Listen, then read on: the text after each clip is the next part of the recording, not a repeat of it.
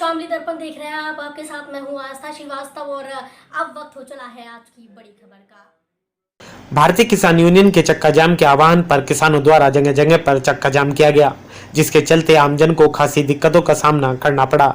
आपको बता दें, भारत सरकार द्वारा कृषि को लेकर नया कानून बनाने के बाद किसान खासे नाराज चल रहे थे।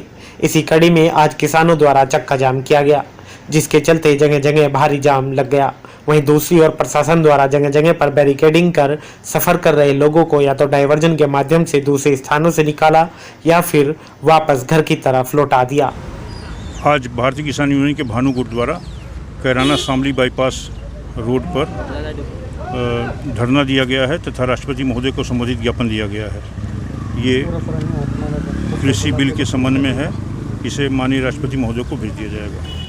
किसानों के चक्का जाम के आह्वान के बाद कोई बड़ी घटना ना घटे, इसको ध्यान में रखते हुए प्रशासन ने जगह जगह पर भारी पुलिस बल तैनात किया था।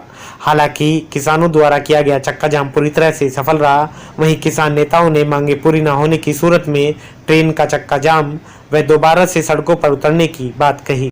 जो देश में किसान विरोधी 3 अध्यादेश भारत सरकार ने पास किए, उनके विरोध में आज भारतीय किसान यूनियन का देश भर में चक्का जाम है।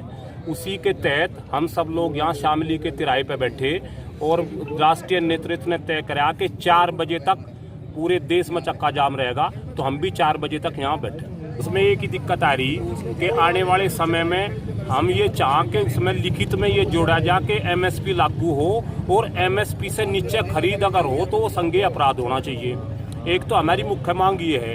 एक इन्होंने जो ये करा अनिश्चित भंडारण कि एक समय में व्यापारी खरीद के अनिश्चित भंडारण करेगा और उसे बाद में बाजार में जो अपनी मर्जी पे बेचा जाएगा, तो इससे किसान का शोषण होगा, क्योंकि किसान से बहुत सस्ता खरीदा जाएगा और वे बाद में महंगा बेचेंगे। और मंडी शुल्क, जैसे मंडी खत्म करने की व्यवस्था करने जा रही हैं कि जब मंडी शुल्क खत्म कर दिया जाएगा तो आगे आने वाले समय में मंडियाँ खत्म हो जाएंगी।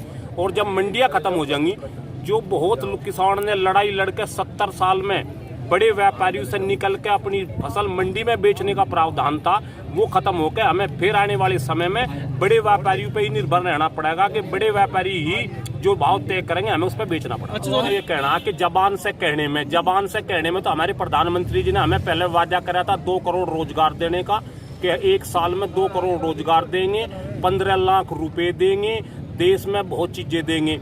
वो सारा, जबकि वो घोषणा पत्र में भी था, वो भी एक जुमला हो गया। अगर ये सब चीजें जबान से कहने से ही बात होती तो अध्यादेश लाकर संसद में पास करने की जरूरत नहीं थी। प्रधानमंत्री जी जबान से कह देते, सब लोग मान लेते। तो हमारा भी ये कहना कि जबान से कहने में और कानून बनाने में बड़ा अंतर है। तो प्रधानमंत्री जी इसे किसान हित में अगर करना चाह रहे, हम प्रधानमंत्री जी की कोई बुराई नहीं करते। हमारा प्रधानमंत्री जी से निवेदन है कि इन सब अमेंडमेंट को भी कानून में जोड़ दिया जाए और उसमें हमें उसे मानेंगे नहीं। हम जब तक इसे जोड़ा नहीं जाएगा, हम उसका विरोध करते रहेंगे, सड़कों पर उतर के करते रहेंगे।